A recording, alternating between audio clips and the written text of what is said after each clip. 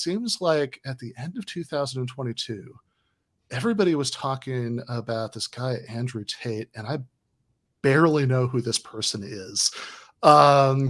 So is one of you want to help me out here? Who the fuck is this? Oh my God, you must not be a 14-year-old boy. I mean, let me get a look. But if you were, you would know who Andrew Tate is because he's the like young American boy whisperer. But I don't know, Krystal, do you want to explain Andrew Tate? Because I could go into it if you want. I mean, I feel like you've probably actually like consumed some of his Yeah. content. I have a adjacent view of him. Sagar did a monologue on him, and I sort of learned a little bit about him then. It was when he was getting banned from Twitter, and so I had to look into okay, is this justified? Is it not justified? So I know he's a scam artist in a variety of ways. I know because I did get a little obsessed with this whole Andrew Tate, Greta Thunberg thing, that he basically, the scheme that he is now accused of committing, this luring women in and telling them that he loves them and they're his girlfriend, and then persuading them, coercing them to commit sex acts on camera. He basically described that this is what he was doing at some point. So those are some of the things that I know. He's part of this whole manosphere world of appealing to boys and men who are sort of adrift and aimless, and he's got the whole grind set mentality. He's a proud misogynist. That's what I know about Andrew Tate. Yeah, I think that's a pretty good summary. Ben, have you had Matt Brunig or any of the Brunigs on before on your show?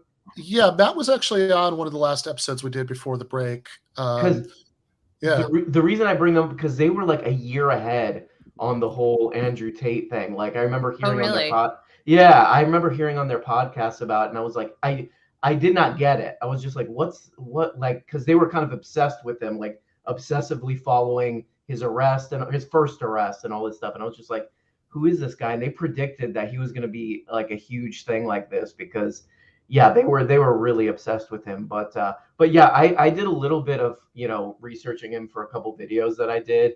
And it's basically I mean, he does this thing where he has gotten a ton of attention on social media by saying, misogynistic things. He says a lot of stuff. I didn't really know about this, but until I, was looking into it, where he says a lot of stuff about oh, you're living in the Matrix. You're gonna, he appeals to people who kind of feel like they're disenfranchised and they're working a dead end job, or they don't have a lot of hope. And he's like, you're part of the Matrix. So that appeals, I think, to a lot of people too. But the prescription is for you to sign up for $50 a month to his Discord server, which is a bunch of, and I looked at a bunch of reviews from 14, 15-year-old boys who are his target market, reviewing this thing. And they all see, it's universal. They seem to say, yeah, you can find this information anywhere. They just took a bunch of information from online and put it behind a $50 paywall, but they stay in. And really, I mean, if these kids wanted to make money doing this, what they should do is say a bunch of crazy things on social media, get a bunch of attention, and then sell a course on how to get rich, because that's how he did it.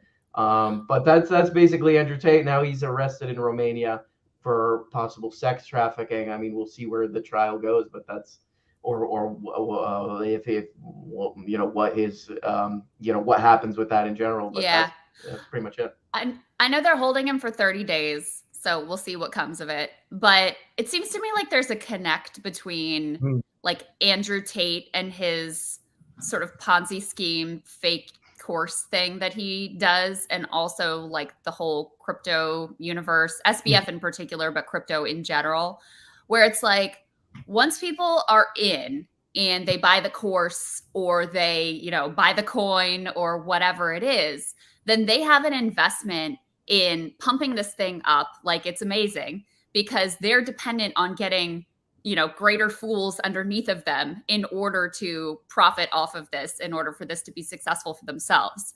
So there's a direct financial incentive. And then it becomes this sort of weird, almost religious gospel within these communities. So in crypto, they accuse people who are, pessimistic or say anything negative about it of FUD, fear, uncertainty, or doubt.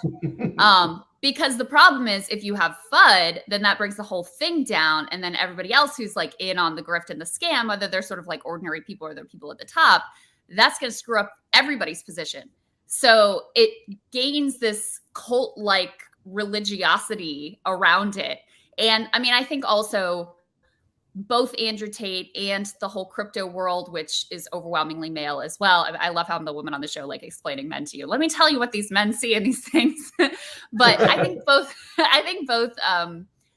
both sort of appeal to this particular demographic that feels like maybe, you know, what society has projected is to be a real man. You've got to be the earner. That's how you get the girl. That's how you get the stable life. That's how you get the, you know, status and the success and whatever.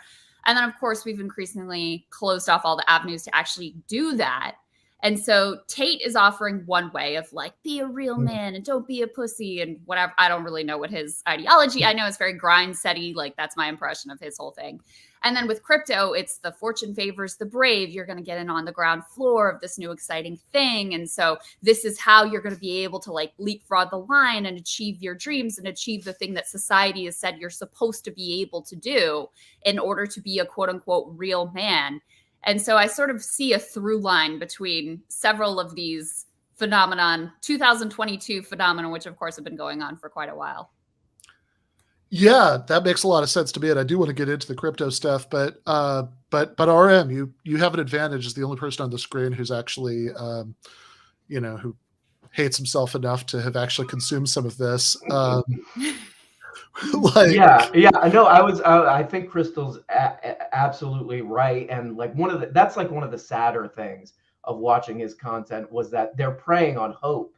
Like it is like you know, oh, there's a hope that I could make a bunch of money as a like drop shipper or whatever they're selling, but that's all they're selling is the hope that you'll get a Bugatti or whatever if you do that, or you'll get girls to like you if you do this. But actually, Krystal, I wanted to ask you. This is one thing it's a little bit out of nowhere, but I think when I was watching, it'd be interesting to get a female take on this. But like, one thing that I noticed with all the cars and the like fancy houses, you know, in his stuff is, I have this weird idea. It's a half-baked idea, but I feel like it's an attempt at like being glamorous and like he's selling a little bit of glamour, like, oh, you could be glamorous like me. And when you're a young boy, your life is, you don't have a lot of glamour, or you're really attracted to the idea of glamour.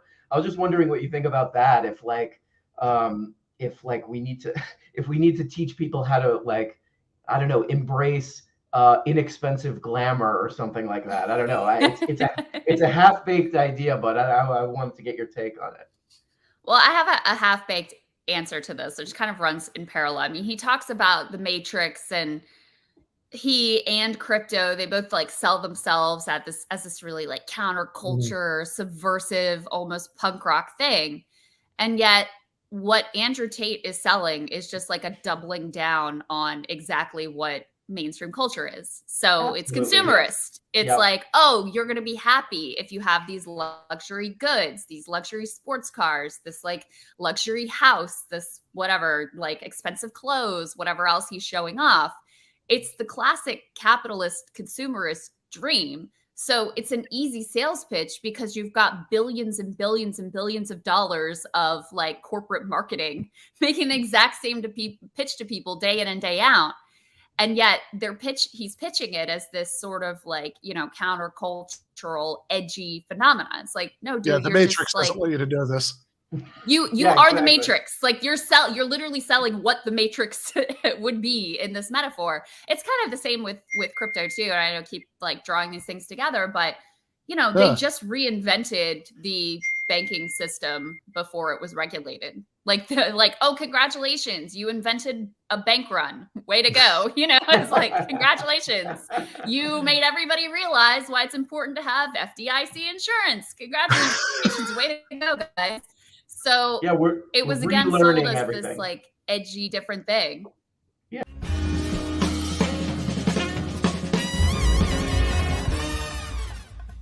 You have been watching free public content from Give Them an Argument.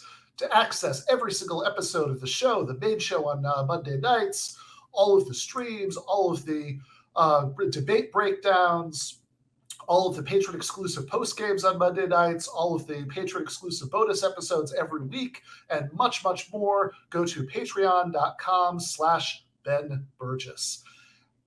I cannot resist ending this with, don't be foolish.